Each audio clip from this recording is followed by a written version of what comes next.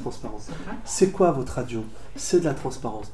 Toi, tu es dans tel domaine, tu viens, tu dis ce qu'il y a dans ton cœur, tu essaies d'être le plus poli et le plus courtois possible parce qu'il y a des règles de bienséance, mais c'est ça qu'aujourd'hui recherché. Et si vous êtes 20e, c'est pas pour rien. C'est qu'en fin de compte, les gens estiment que Radio Tam Tam, il y a une résonance en eux, ça correspond à ce que, pas forcément ce qu'ils veulent entendre, mais à ce qu'ils voient au quotidien. Ils ont envie d'entendre leurs copains, par exemple entraîneurs de foot de Sartrouville. Ils ont envie qu'il y ait des rassemblements qui s'organisent.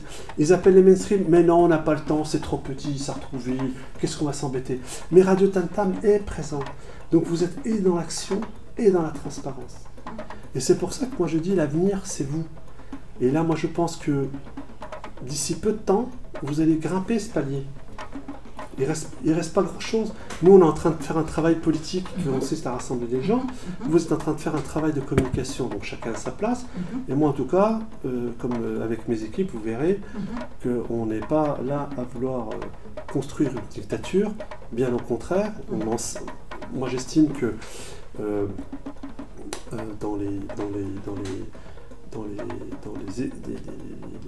le fait que nos droits à la liberté ont été à ce point endommagés, en plus il y a des décisions du Conseil d'État, enfin des validations du Conseil d'État, nous reviendrons là-dessus.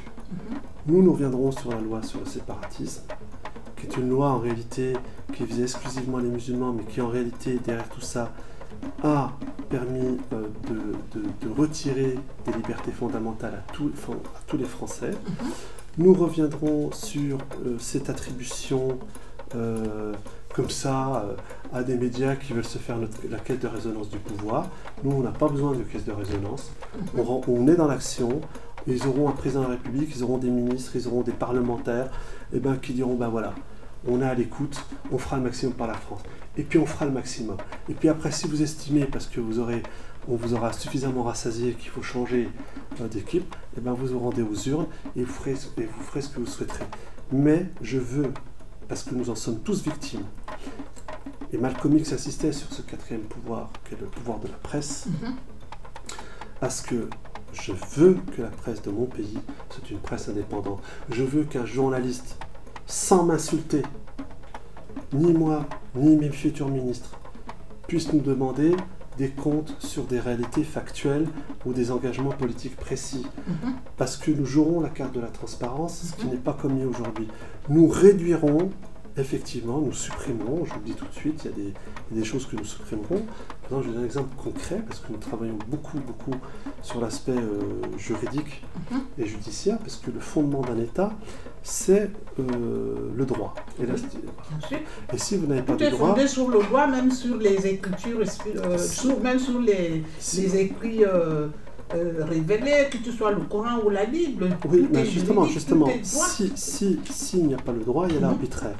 Et aujourd'hui, parce qu'il manque le droit, il y a un sondage qui est paru et qui se répète, qui est très récurrent, 80% des Français estiment que les décisions de justice sont injustes.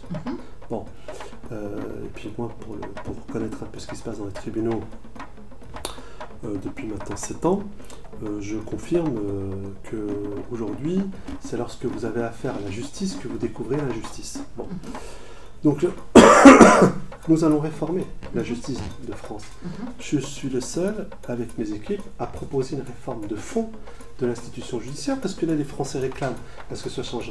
Qu'est-ce que proposent les autres partis politiques? Ils ne proposent rien, il y a toujours des rien. Merci avec le conseil, avec le syndicat de la magistrature, mais parce qu'ils ont des fils blancs, qui est la tour de Pise. Ils ont des fils blancs à la patte, nos candidats. Nous arrivons, nous n'avons pas de fil blanc à la patte. Voilà, nous ne sommes pas des corrompus. Ils pourront fouiller. Donc, nous allons supprimer le Conseil supérieur de la magistrature, qui est un corporatisme établi. Et je vous donne un exemple concret, parce qu'ils ne font pas leur job. Sur 1700 plaintes concernant des violations déontologiques de magistrats, parce que le Conseil supérieur de la magistrature n'est saisi que dans ce sens, déposées en 2019, est-ce que vous savez combien de magistrats ont été sanctionnés? On va dire à peu près 1%. Alors 1%, ça fait, on est à peu près sur 1700, On est, bon, on va dire 17, 170. 170, non, 1700. 1700, pardon. 1700, bon. Moi, je dirais moins. 0. Voilà. Mince alors. Et ça a été vérifié par le sénateur Retailleau qui l'a rendu public. Mhm. Moi, je ne peux pas me contenter, et mes équipes ne peuvent pas se contenter, d'un système judiciaire de corporatisme qui s'arrange quand les Français ont été... et qu'ils démontrent qu'il y a une violation déontologique grave d'un magistrat. Bon. Nous allons supprimer le Conseil supérieur de la magistrature. Il ne sert à rien. C'est un nom ronflant, si ce n'est qu'il protège les copains et les copines. Nous allons être le seul parti de France qui proposons à ce que soit modifiée l'ordonnance de 58. Et c'est inédit et révolutionnaire puisque nous allons proposer à ce que les magistrats deviennent responsables pénalement et professionnellement de leurs décisions de justice. Et là, je peux vous dire que les coups de fil des copains qui leur demanderaient de rendre un jugement par opportunité et non pas par droit, je veux dire que ça va s'arrêter très vite, parce que celui qui se permettra de violer ça, il sera pénalement responsable, donc il pourrait aussi risquer de la prison. Nous allons supprimer au Conseil d'État son rôle de décisionnaire en termes de justice. Le Conseil d'État, eh ben, il le porte dans son nom, il fait du conseil. Donc éventuellement, on demandera son conseil, mais il est hors de question qu'il soit amené à trancher. Pourquoi? Et là, en plus de ça, nous donnons un contre-pouvoir pour vous. Parce que moi, aujourd'hui, dans l'État, le Conseil d'État, il nous arrange. Il valide tout ce que dit le pouvoir et le gouvernement. Ok? Oui, Bon. je constate ça moi aussi. Donc moi, je veux des contre-pouvoirs. Donc nous voulons des contre-pouvoirs. Donc nous sommes le seul parti de France qui proposeront à ce que le Conseil d'État redevienne le Conseil d'État. Il fera du conseil, c'est tout. Donc là, et pareil, le Conseil constitutionnel, les passe-droits où on a réussi quand même un coup de génie. Hein. Vous savez qu'est élu dans le cadre de ce renouvellement, une personne par le président de la République, une personne par le président du Sénat, et puis un autre par le président du Parlement. On a quand même réussi un coup de génie. On a le président de la République qui a choisi quelqu'un qui n'a jamais fait d'études de droit, je crois. C'est quand même embêtant. La Constitution, c'est le cœur quand même c'est le cœur de la nation française, parce que c'est au-dessus de tout, hein, le droit constitutionnel. Même au-dessus. On a quand même un président de l'Assemblée nationale qui a choisi une magistrate qui bizarrement elle dit que non, mais bizarrement elle susvisait le procureur qui était en charge de l'enquête contre le même président de l'Assemblée nationale et qui bizarrement a eu le droit à un classement sans suite. Hein, on ne parlera pas de collusion. Et puis ça lui a été rappelé en commission parlementaire. Bon, elle aurait quand même dû avoir la délicatesse de dire bon, effectivement, comme il y a un doute, je n'y vais pas, mais surtout pas. Elle a pris le poste, hein, quand vous savez en plus le niveau de rémunération. Donc tout ça, c'est fini. On va dire aux Français, vous aurez la compétence, vous aurez l'excellence, et puis nous allons créer, et nous allons aussi, parce que ça cause un problème, pour ne pas tromper la religion du juge, nous allons augmenter et donner des moyens colossaux à la police judiciaire, qui bizarrement, le pouvoir actuel est en train... il est en train de casser la police judiciaire. Bien sûr. On a vu ce qui s'est passé à Marseille. Le directeur de la police judiciaire a été jeté comme un malpropre. Il était viré comme un malpropre. Et à Paris, ils ont manifesté et ils ont à peine salué le directeur général de la police nationale. Donc, nous, on veut une vraie justice. Moi, je ne suis pas là pour faire le procès des juges. J'ai été victime, personnellement, dans une affaire qui me regarde. C'est actuellement traité, les plaintes sont déposées par des magistrats que j'appelle des criminels en robe noire. Bon. Je ne veux pas que mon émotion guide mes décisions. Donc, ça veut dire la chose suivante. Nous donnerons réellement l'indépendance au corps judiciaire. C'est-à-dire qu'un homme ou un magistrat, une fois que nous aurons dans la loi à établir que ils auront à rendre des comptes s'ils prennent une décision où il est établi qu'elle est contraire à leur code de déontologie, contraire au droit français, ils seront poursuivis pénalement, ils seront poursuivis personnellement, ils risquent la radiation, ils risquent la prison. Par contre, il y a une chose qui est très importante qu'on va faire et qui est inédite. Nous serons les premiers à proposer à ce que soit modifié le code de déontologie des avocats pour une raison très simple. Contrairement à l'Angleterre, parce que je connais aussi des amis avocats anglais, et j'ai aussi lu avec attention le livre de Christian Charrière-Bournazel, l'ancien bâtonnier de Paris, qui est un ami par ailleurs. Dans le droit anglais, un avocat n'a pas le droit de mentir. Il risque sa place. En France, c'est un concours d'éloquence. C'est du blabla, monsieur le juge, c'est du théâtre, moi j'appelle ça du théâtre. Vous êtes, parfois, vous arrivez, vous écoutez l'avocat de la partie adverse, vous avez envie de sortir de votre chaise et lui mettre deux baffes. Qu'est-ce que tu racontes sur moi? D'où tu me connais? C'est quoi ce baratin? Et donc en France, moi je me vais mettre fin au concours d'éloquence important dans le code de déontologie avocat, et moi je peux vous assurer que 90% des avocats sont d'accord avec moi, parce que nous avons dans nos groupes de travaux des avocats, c'est pas moi qui parle, moi je suis le porteur de projets, discuter, argumenter avec nos équipes. Bon. Nous allons rajouter la notion de parjure. Comme il existe dans le droit anglais. Oui, c'est-à-dire que tu arrives devant le juge, tu présentes les faits, rien que les faits. Pourquoi? Parce qu'en droit français, il existe une notion très importante pour laquelle vous pouvez être poursuivi, qui consiste à ne pas tromper la religion du juge. D'ailleurs, c'est l'expression textuelle, la religion du juge, c'est-à-dire sa perception des choses sur laquelle il va juger. Parce qu'il nous faut, si on réclame au juge cette rigueur à rendre le droit pour le droit sur la base de faits, et qu'on permet à un avocat de mentir et de tricher, moi j'ai connu ça, j'ai connu une avocate qui a fait des faux, même dans ma propre affaire, et je connais des mamans plaignantes aujourd'hui, en l'occurrence je vous parle de cette maman franco-algérienne, parce que elle, en l'occurrence, je suis en train de porter son dossier au plus haut niveau, parce que derrière, ses enfants ont été violés et mis dans des rituels sataniques.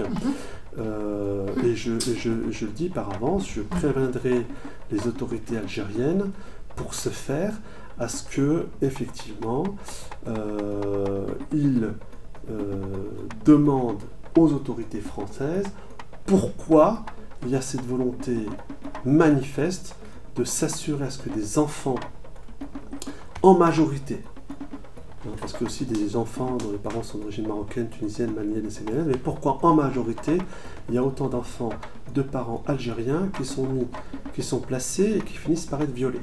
Je dis bien violés et torturés. Là-dessus, l'homme qui vous parle fait preuve d'une intransigeance sans nom, et je rends hommage à cette maman qui est une amie proche, qui est devenue une amie proche, qui fait preuve d'un courage incroyable, qui professionnellement est extrêmement méritante parce qu'elle a un CV long comme le bras, elle travaille à très très haut niveau, comme quoi vous voyez, ça ne touche pas que les pauvres. Oui, puis en plus, comme disait Balavoine, il ne suffit pas d'être pauvre pour être honnête, n'oubliez jamais ça. Et donc, en termes de droit, toutes ces injustices, elles n'ont pas lieu d'être.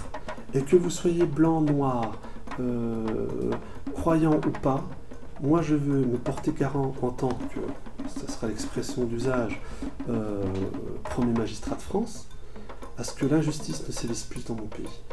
Et je permettrai à ce que les magistrats aient tous les moyens possibles à ce qu'ils rendent le droit, la justice au mieux, rien n'est parfait, mais sur le fondement du droit et non pas sur le fondement de l'opportunité de leur pouvoir souverain, parce qu'il faut dire aussi que les avocats trompent leur religion en faisant de l'éloquence.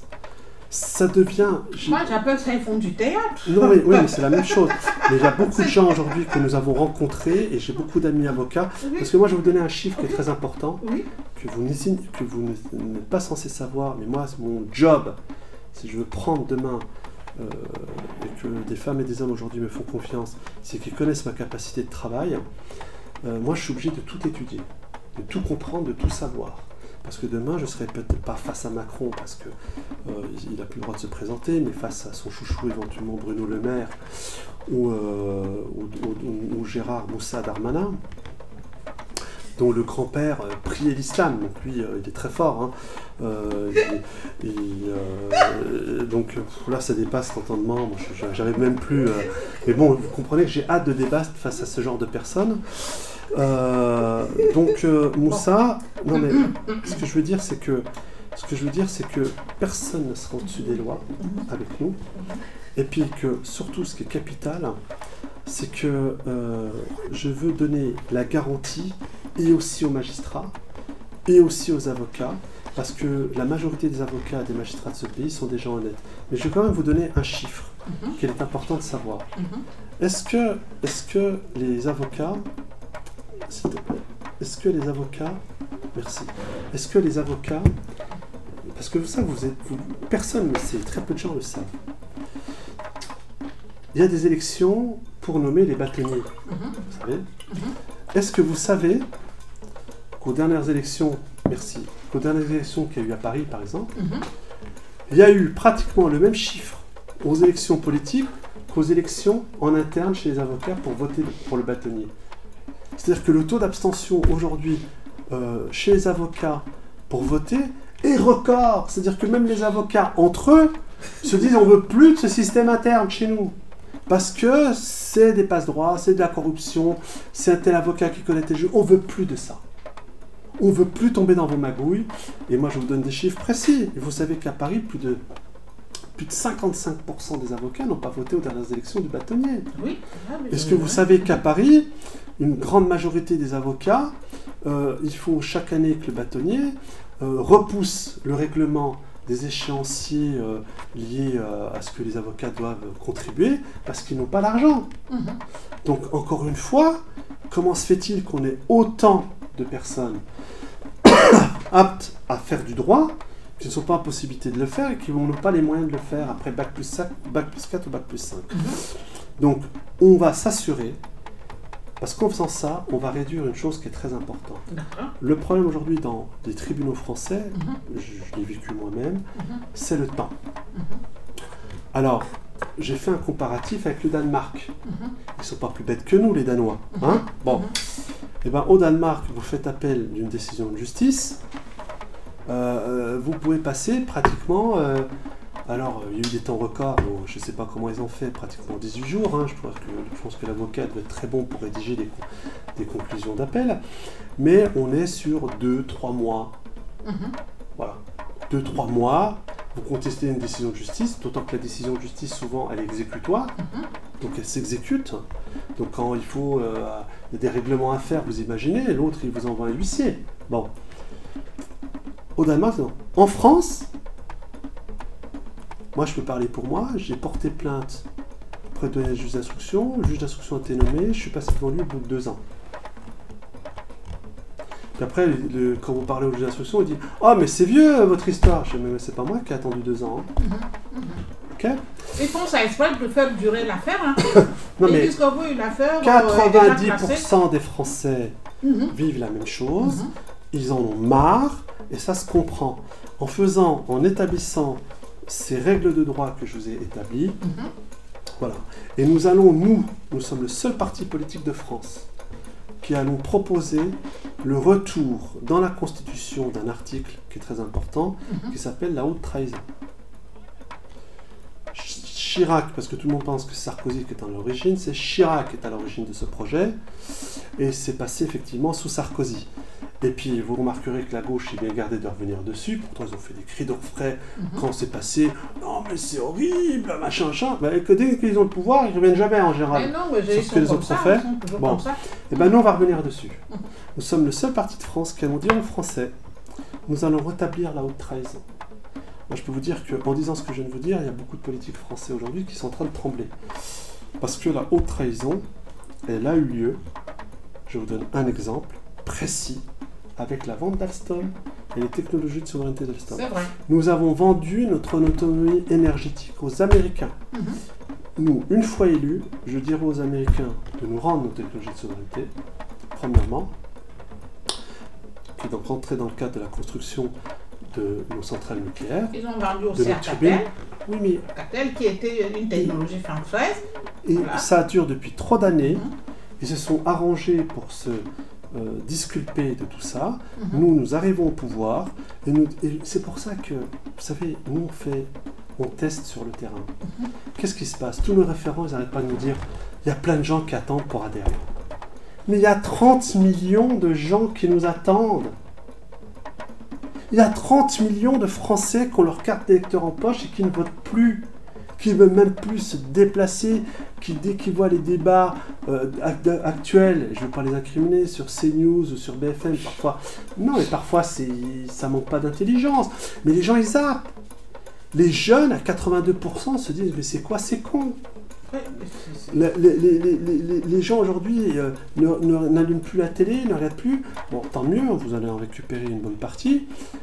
Mais ils veulent une offre politique. Nous ne pouvons pas continuer à être un pays riche alors que les gens sont pauvres. Nous ne pouvons pas être un pays qui ne rend plus la justice. Nous ne pouvons pas avoir une justice corrompue. Nous ne pouvons pas avoir une justice raciste. Et à chaque fois, on nous dirige, comme on érige notre colère sur les immigrés, et je dis qu'il faudra régler le problème de l'immigration, sur les Algériens. Alors dernièrement, on a tous découvert que les Algériens étaient des égorgeurs. Il n'y avait pas un fait divers où il est algérien. On disait plus il s'appelle un tel. j'ai Non, écrit mais un c'est- article, là, mais j'ai dit quand il y a eu le Non, problème mais- avec Justine et Lucas, il n'y a pas eu quelqu'un qui crée les noms de Non, domaine. mais c'est pas ça. Il n'y a pas Allez eu plus quelqu'un loin, qui- allez plus loin. Avant, c'était il y a encore il n'y a pas longtemps, c'est un musulman. Et puis, on donnait les prénoms. Mais c'est la première fois qu'avec autant d'insistance, on donne une origine autre que la France. C'est-à-dire qu'avant, on disait oh bah tiens, les mecs, même les racistes, ils disaient, oh putain, le mec, c'est un bougnoul, c'est un maître, c'est un machin. Et là, bizarrement, vous n'avez pas remarqué, parce qu'on est rentré dans un jeu géopolitique. Et il y a des gens derrière. Parce que si on aurait continué à dire, et je connais le jeu politique, à dire c'est des islamistes, c'est des mecs qui sont pas intégrés, c'est des Mohamed, c'est des ceci, cela, vous vous rendez compte, bon. Mais là, on est passé à autre chose. C'est-à-dire qu'en haut, n'oubliez pas qu'ils ont toujours 2-3 coups d'avance. En haut, ils se sont dit, bon, l'Algérie, ça nous emmerde. Et l'Algérie, ça les emmerde. L'Algérie, Madame Borne, excusez-moi sans faire exprès, ça a ripé, et c'est pas méchamment, mais c'est son vrai nom. Mais bon, une femme sur qui je ne reviendrai pas, mais en plus qu'on ne me traite pas d'antisémite, parce qu'en plus d'ailleurs, on ne peut pas me traiter d'antisémite, parce que je suis fier que la France ait cette capacité, d'ailleurs c'est ce que moi je veux mettre en œuvre, à porter au plus haut niveau des gens qui ne sont pas forcément dits français de souche. Donc c'est tout un honneur qu'elle soit nommée, même si je suis absolument contre sa politique. Mais Madame Borne, bon, la reine du 49.3, mettons on va finir par croire que c'est une musique ou un slow. Elle se rend en Algérie avec toute une délégation de ministres. 15 ministres. Le pire, c'est que vous ne voulez pas du gaz russe. Faites preuve d'intelligence vis-à-vis d'un État comme l'Algérien, qui fournit pratiquement 60% déjà aux Espagnols. Donc ils n'ont pas forcément besoin de notre marché. D'accord ? Bon. Qu'est-ce qui se passe ? Elle va en Algérie, elle fait la leçon aux Algériens. Bon, ben les Algériens, qu'est-ce qu'ils ont fait ? Avec la diplomatie qu'il faut leur reconnaître, dans les jours qui ont suivi, ils ont annoncé des comment on appelle ça, des exercices militaires navals avec la Russie. Voilà, c'est tout. Donc à un moment, il faut être assez intelligent. Et je pense, moi, je le dis, J'ai pris un article de source, on m'a insulté. je le déduis que c'est quand même surprenant que coup sur coup là, on ait eu sans arrêt une origine, comment dire, territorial, étatique. D'habitude, on disait musulman, on disait les prénoms, et là, d'un seul coup, c'était algérien, algérien, algérien. Et quand c'est répété 10 000 fois par jour... Non, pendant une semaine. Oui, mais combien de fois par jour? Pendant Combien de fois une par semaine, j'ai compté pendant 7 toute la jours. semaine, à la fin, le français lambda, mais il n'a même pas envie de serrer la main de l'Algérien. Il se dit, mais est-ce qu'il n'a pas un couteau dans le dos? Mais c'est hallucinant de ce qu'on est en train de Heureusement que créer. Lucas est venu faire un changement de Mais paradigme. heureusement... Enfin, excusez-moi. Pas son âme à Justine. Je vais dire une chose. Lola. Des faits divers criminels, des faits divers criminels, ouais. On appelle ça aujourd'hui, le cas de Justine, un féminicide.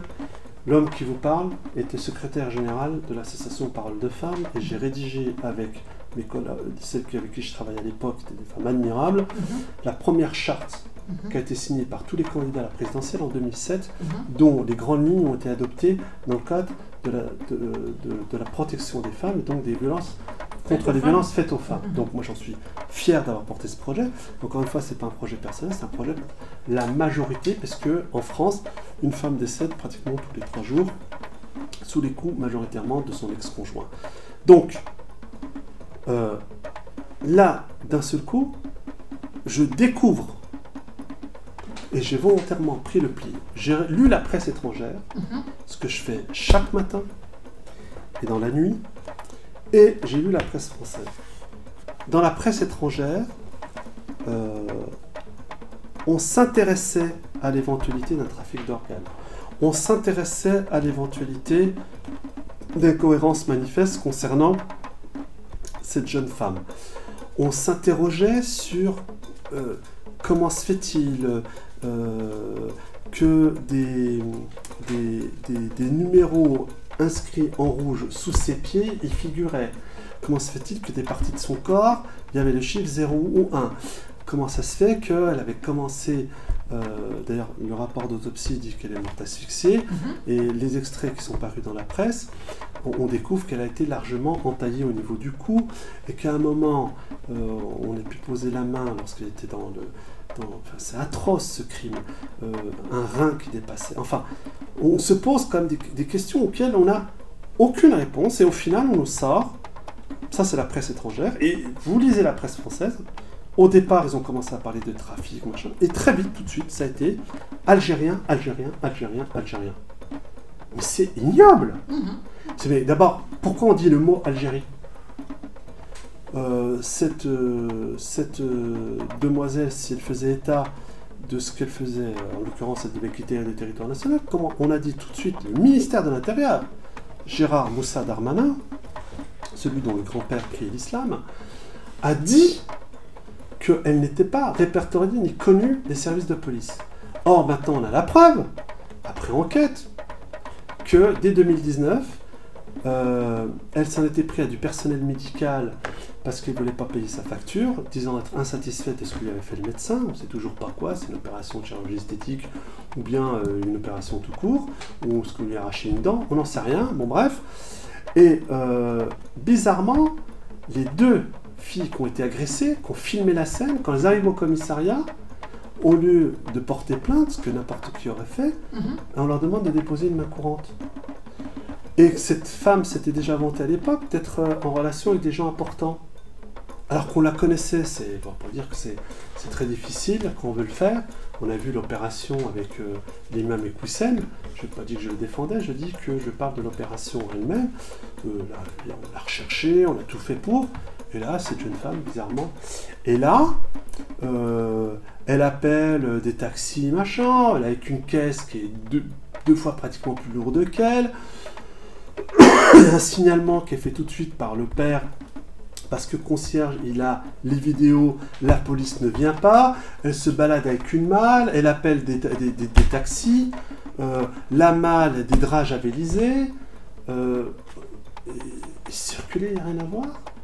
C'est plus un trafic d'organes, c'est une fille complètement dézinguée, malade. Petite parenthèse, on a commencé à parler qu'elle était musulmane, on découvre par la suite qu'elle était en train de se convertir en une forme de christianisme évangélique avec un mixte de bouddhisme et autres, enfin... Oui, qu'est-ce qu'on a... Pendant une semaine, on a attendu du tout. Mais au final... On a attendu du tout. D'abord, dans cette histoire, le drame absolu, c'est la mort d'une petite enfant. Et elle mérite vraiment, de la part de nous tous, un respect infini. Ce sont tous ces parents qui sont respectés. Oui, mais on doit la vérité à leurs parents. Et ce qui est terrible, c'est que vous avez un traitement médiatique et politique. Moi, j'ai écrit un tweet où j'ai demandé à Emmanuel Macron quand est-ce qu'il allait adresser 500 condoléances à la famille. Vous avez un président de la République qui a mis plus de 5 jours pour recevoir la famille, ou aller, pire, pour aller voir la famille. Moi, je serais parti voir la famille. Non, il les a, entre guillemets, convoqués à l'Élysée au bout de 5 jours. Mais c'est ignoble, rien que le traitement. Et là, on se pose des questions. Qu'on ne me dise pas qu'on ne cherche pas à cacher quelque chose. Voilà. Justine, les faits, en fonction de l'évolution de l'enquête, ils sont établis. Quand l'affaire Lelandais a eu lieu et que la petite Maïs a été tuée, pour avoir longtemps travaillé sur les réseaux pédocriminels, j'ai dit, ce gars est un rabatteur. Bon, et ben vous remarquerez une chose, le procès a eu lieu, et ben il y a une chose dont on n'a pas parlé. Les gendarmes ont tout de suite enquêté, ils ont trouvé des faits quand même suffisamment graves qui manifestement devaient démontrer qu'il n'était pas tout seul. Bon, et que la petite faisait probablement, c'est pas impossible, ce n'est pas impossible, je dis bien, l'objet d'une commande. Ben, qu'est-ce qui s'est passé? Les gendarmes ont fait leur travail, ils ont déposé les scellés à la gendarmerie. Incroyable. Le dépôt où étaient déposés les scellés a brûlé. Il y a eu un incendie. Ah non, mais c'est classique. C'est horrible. Vous avez le droit, mais c'est connu. Rentrer dans un commissariat ou dans un dépôt de scellés, ben, c'est connu. Vous allumez une allumette, tu dis, ah là, j'ai un pote là qui est en prison. Bon, peut-être que c'est un peu chaud là. Qu'est-ce qui reste comme scellé? Pour l'instant, il est en provisoire. Bon, peut-être que je vais aller brûler le truc là. Et puis attendez ce qui s'est passé, parce que vous n'avez pas la suite. La presse locale qui dit, ben, le procureur très emmerdé. Il sait pas quoi dire, parce qu'il est quand même procureur, il est quand même là. Il a demandé une enquête, et puis l'enquête, une partie a brûlé. On est en plein délire. Vous imaginez le niveau des réseaux pédocriminels français. Oui, que je comprends, ça veut dire qu'on va disparaître les... Des gens très haut placés sont intervenus pour faire disparaître les preuves. Vous savez ce qui s'est passé? Le ministère de l'Intérieur de l'époque, devinez qui était ministre de l'Intérieur de l'époque? Un dénommé Manuel Valls. Lui, là, il traîne des casseroles. Il voulait devenir encore député des Français de l'étranger. Bon, écoutez la chose suivante. Eh ben, il y a eu un communiqué qui a été fait par le ministère, je crois, de l'Intérieur le soir même de l'incendie ou le lendemain, qui dit qu'en fin de compte, ils avaient reçu les revendications d'un groupuscule anarchiste d'extrême gauche qui revendiquait d'avoir incendié le local.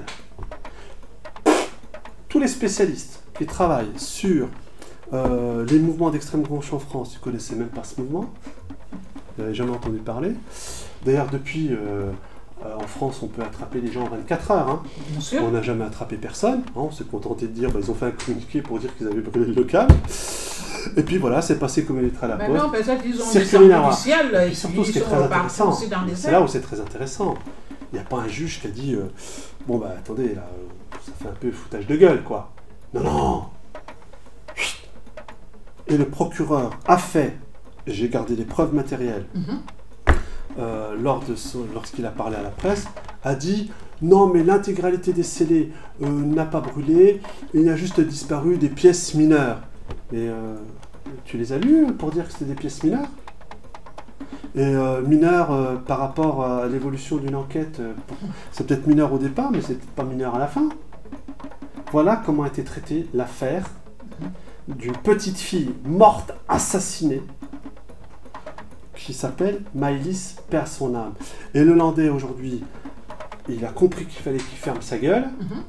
Il est en prison. Vous vous rendez compte que le Landais, lorsqu'il a été accusé par un journaliste dans une émission de, je crois, Hanouna, d'être éventuellement un rabatteur, le Landais a porté plainte.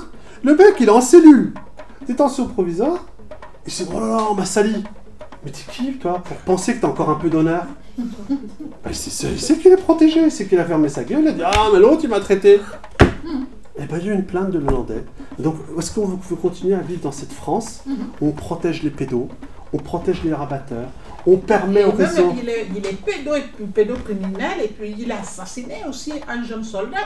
Oui, alors c'est là qui est très important, c'est là où je vous rejoins, c'est qu'effectivement, on découvre, de plus en plus on va en avant, on découvre à travers la personnalité de ce fameux Hollandais, c'est pour ça que je pense réellement un rabatteur, c'est que le mec est homosexuel. Et effectivement, il tue ce jeune soldat parce qu'il avait vraiment des visions sur lui.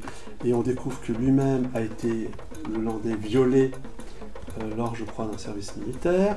On découvre qu'il avait fait des attouchements concernant une de ses nièces ou une cousine éloignée en bas âge.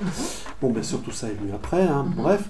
Mais dans les faits, comment ça se fait qu'on brûle des scellés dans un dépôt de gendarmerie? Et la gendarmerie même n'a pas bougé. Jusqu'à quand le pouvoir va protéger ces réseaux pédocriminels? Jusqu'à quand? Mais moi, je vais vous dire une chose. Hein. Là, sur l'affaire que je suis en train de traiter, avec cette jeune franco-algérienne, dont le fils... Moi, j'ai la copie des dessins. Et la copie des dessins, aujourd'hui, est remise à plusieurs personnes de confiance. Nous avons les enregistrements vidéo. L'enfant de cette femme franco-algérienne, d'une grande dignité, c'est un amour de femme, à qui on a pris l'enfant, qu'on a emmené dans des rituels sataniques, où il y a eu de la zoophilie, où il y a eu des enfants qui ont été assassinés. Donc, dans les dessins établissent des rituels sataniques. Et bien, si aujourd'hui la justice, qui a volé les enfants à cette maman, parce qu'elle en avait la garde exclusive au départ, ils ont payé un expert psychiatre qui est allé jusqu'à dire, écoutez bien, hein, la justice française est exceptionnelle, exceptionnellement raciste pour beaucoup, exceptionnellement pédocriminelle, j'assume mes propos, c'est pour ça qu'on va la modifier. Et bien, cet expert psychiatre a dit que la maman, cette maman franco-algérienne, avait manipulé ses enfants afin d'en obtenir la garde. Écoutez-moi bien, c'est là que vous allez sourire. Au moment où il l'écrit, cette maman franco-algérienne avait déjà la garde de ses enfants. Donc elle ne va pas quand même manipuler des enfants pour obtenir la garde alors qu'elle l'a déjà. Bravo à la justice pédocriminelle française. Et je peux vous jurer une chose. Morad El Attab, de son vrai nom Morad El Attab et d'Ibrahim El Cherifi et d'Idriss El Hussein, vous aurez à rendre des comptes sur chaque enfant que vous avez détruit. Tous ces réseaux pédocriminels auront à rendre des comptes. Et je dis à mes frères musulmans, en l'occurrence je m'adresse à eux, vous avez manqué de courage pour certains d'entre vous, par lâcheté ou par peur, alors que vous êtes au fait qu'aujourd'hui, des gens de la DGSI ont violé des petites filles mineures parce qu'elles étaient musulmanes. Une d'ailleurs qui était française à l'origine de souche, qui s'était convertie à l'islam, qui fait partie des filles violées, et l'autre qui était franco-algérienne aussi. Et il y en a eu 20 en tout. Il n'y en a eu que 2 qui ont eu le courage d'aller au tribunal. D'ailleurs, il y a eu un jugement à huis clos. Et qu'est-ce qu'ont fait les juges français? Ils ont refusé de reconnaître le viol. Après, ils ont refusé de reconnaître l'agression sexuelle. Donc aujourd'hui, nous sommes le seul pays au monde, où juridiquement, il est possible pour quelqu'un dit rattaché à la sûreté de l'État, de violer, de torturer un enfant parce que ses parents sont musulmans. Et la justice l'absout du crime sur l'enfant.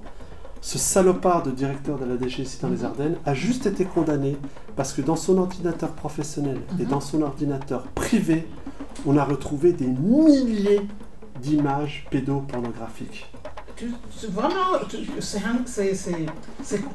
me fais penser, Morad, par ce qui s'est passé pour Oussama, par rapport à un grand journaliste, Morandini. Il était absous. Il a seulement été rappelé à l'ordre. Enfin, là, le procureur a demandé 1 an de prison avec sursis. Autant dire, moins que ce que risque le papa d'Anis et ses copains. Parce que le papa d'Anis, le monsieur Anis, dont la petite fille de 6 ans a été victime d'une agression sexuelle, où en plus le gars se rend chez lui. Anis, qui avec beaucoup de sang-froid, le soir même a eu le courage d'abord d'appeler la police. La police, le soir même, n'a même pas fait une ronde. C'est pour vous dire de quelle considération, mon traître. Petite fille, le père s'appelle Anis, ou il s'appelle Mohamed, ou il s'appelle Mamadou. Mais qui se démerde? Que leur gosse se fasse violer. Mais moi je parle comme ça parce que je veux que ça rentre dans la tête. Cette réalité de ceux qui nous entendent, qui sont musulmans ou africains ou autres. Voilà comment on nous traite. Et le lendemain, parce que sa femme va lui donner une sorte de portrait robot, de photos, un de ses copains va croiser le mec. Et qu'est-ce que fait l'agresseur sexuel? Migrant, probablement shooté, ou CMK, ou sûrement rabatteur, parce qu'il était là seulement depuis 2 mois. Oui. Seulement là depuis 2 mois. Il retourne au même endroit. Donc déjà, vous dites que le gars, il y a un truc qui cloche. Bon, il se fait attraper. Le père, il y a énormément de Français, même dit sur certains de droite extrême ou d'extrême droite, qui ont dit qu'il aurait pu faire pire. C'est pour vous dire que les Français sont solidaires lorsqu'on s'en prend aux enfants.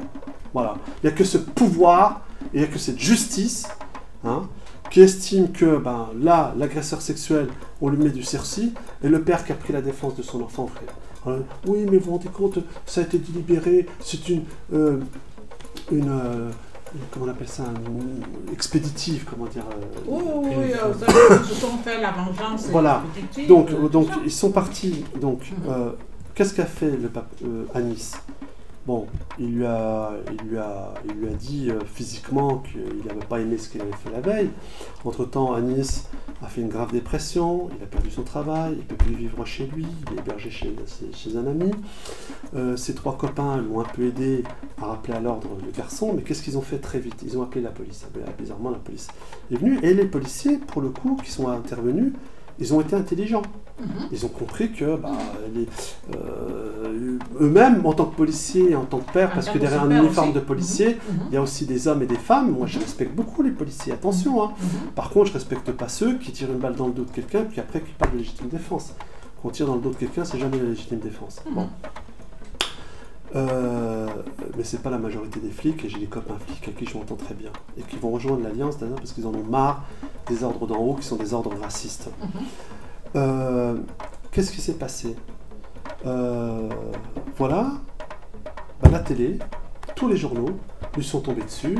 Vous vous rendez compte, il veut se faire justice lui-même, nous sommes dans l'état de droit, nous sommes dans... Tous ces journalistes qui parlent d'état de droit, qui aujourd'hui vivent comme des nantis, qui vivent dans des logements sociaux, qui ont une fiscalité où ils ont 50% de la baisse des impôts, qui sont gavés, pour ceux d'en haut, et qui sont là à nous faire des leçons de moralité, l'état de droit, alors qu'ils n'ont jamais affaire à la justice, ils bouffent avec eux. Et bien, ces gens-là, on se sont arrangés pour tomber sur le père Anis. Vous vous rendez compte de ce que vous avez fait? Le mec, bon, je regrette. L'avocat, je regrette. Il y a à peu près Kanouna qui a été à peu près honnête dans cette affaire, on va dire. Ouais, tout le monde lui est tombé dessus à lui aussi. Et puis, qu'est-ce qui s'est passé? Au final, là, il a été décidé qu'il serait mis en examen. Lui et les 3 autres. Qu'est-ce qu'ils risquent?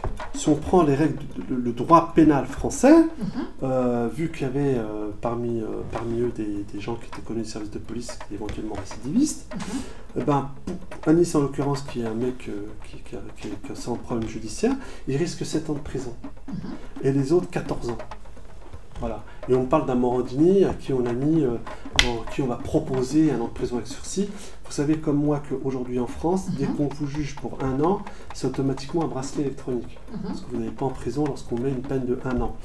Bon, il sait déjà d'avance qu'au pire, il aura peut-être un bracelet pour 3 mois, puis il fera des travaux d'intérêt généraux dans une association bidon pour dire voilà, la main sur le cœur, c'est pas bien ce que j'ai fait. Tout ça, ça doit changer. Mais si vous voulez que ça change, donnez-nous le pouvoir. Nous, en tout cas, on va aller réclamer le pouvoir et on va le prendre. Donnez-nous le pouvoir. Nous savons ce qui ne va pas et nous sommes tous sur le terrain à faire le même constat. Voilà. Moi, j'ai décidé pas de mon propre chef, parce que moi j'ai dit, si un homme et une femme qui veut faire le job, ça veut dire quoi faire le job? Vous dormez 2 à 4 heures par jour. Vous êtes obligé de tenir compte de votre référent police, votre référent justice, votre référent culture, votre référent agriculture, votre référent économie. Donc il faut se taper toutes les fiches. Et puis surtout, si vous voulez parler de sérieux, eh ben, il faut que vous puissiez échanger. Donc je suis obligé de travailler sur les questions économiques, sur les questions culturelles, sur les questions agricoles, sur les questions... Voilà, parce que demain, je serai face à d'autres candidats. Bon. Et ben, ce punching ball intellectuel, je dis, ben, moi, celui qui veut faire tout ça, moi, je suis prêt à coller des affiches pour lui. Voilà. Moi, j'ai pas de vie, mais c'est une vie consacrée à la France, consacrée à mes équipes, consacrée à des femmes et des hommes. Et puis, je vais vous dire un truc, tous les référents que je rencontre, ils ont donné, je rencontre des gens aujourd'hui qui sont de ma génération, ils ont donné 20 ans, 30 ans de leur vie à faire du bénévolat, souvent associatif. Ah ben oui, tout le monde... et ils ont vu grimper, parce que des mecs étaient un peu plus ambitieux qu'eux, des types qui ont pris des places. C'est comme moi, j'ai fait des affiches depuis des années à l'UDF, à l'époque.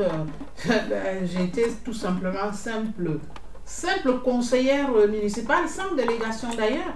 Ah, sans délégation? Sans délégation, ah ben oui, comme quoi. Je collais la fille, j'arrangeais les tables, je faisais tout et tout. Mais les gens... Il fallait leur dire merci. J'ai été même référent UDF ici à Besançon. J'ai constitué une équipe que l'on voulait présenter au municipal. La personne que j'avais recrutée, mais il constitue une équipe derrière moi. C'est une fille là qui m'appelle au travail, elle me dit voilà, félicité, il y a ça là. Ah ben moi je l'appelle, j'ai dit tu viens me voir aujourd'hui ce soir chez moi. Il vient, qu'est-ce qu'il a félicité? J'ai dit tu sais, tu dois déposer, on devait déposer la liste là, je retiens. Tu vois là, ça dit qu'il a été coopté par l'UDF. C'est moi qui l'ai, moi j'ai étudié à l'UDF avant, je suis référent, il a appelé l'UDF, il connaissait quelqu'un, je ne sais pas où, au siège social à Paris, c'est comme ça. J'ai été pendant, depuis l'âge de 18 ans jusqu'à 35 ans, UDF a collé les affiches, à faire tout et tout ça. Moi, j'ai travaillé tout et tout, mais quelqu'un que moi j'ai recruté me prend ma place. Moi, j'ai dit non. Oui, mais c'est que ça, et ça continue. Mon mari m'avait dit tu restes à la maison, tu arrêtes. C'est comme ça que j'ai arrêté. Mais ça continue. Et aujourd'hui, nous, on veut être une force de proposition, une force de rassemblement, et non pas de fracture. Et moi, je peux vous assurer d'une chose, c'est qu'on a tout pour gagner. C'est-à-dire que les femmes, les hommes, on les a. Maintenant, il ne faut pas tomber dans le piège de la division. Eux, ils vont mettre des bouchées doubles pour nous diviser, pour nous empêcher d'avancer, pour créer des rumeurs sur les uns sur les autres. Oui, c'est ça, c'est comme ça se passe. C'est leur technique habituelle. Et puis nous, on va mettre en avant des radios comme les vôtres. D'ailleurs, je vais même vous raconter une anecdote.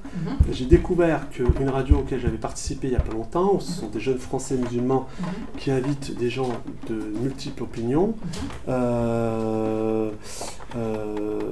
ben, ils ont récemment une association, l'Observatoire juif sur l'antisémitisme, a porté plainte contre eux pour antisémitisme et homophobie.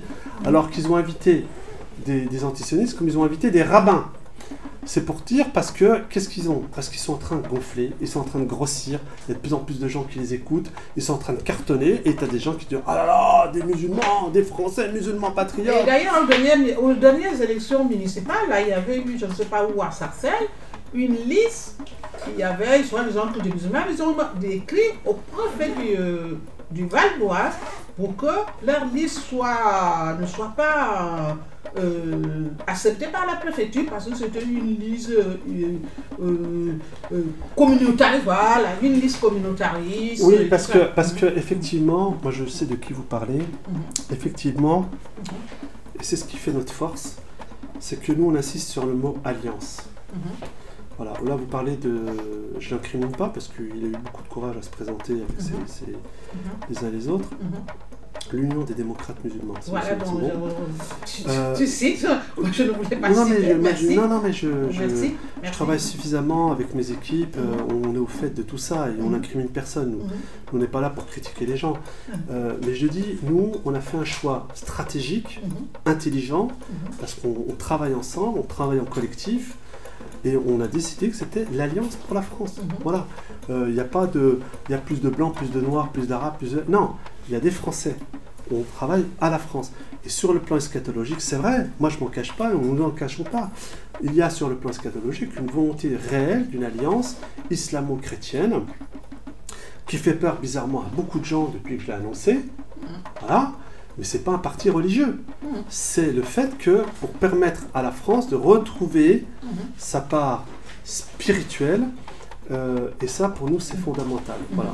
Mais pour conclure à votre émission, Voilà. pour conclure à votre émission, Oui.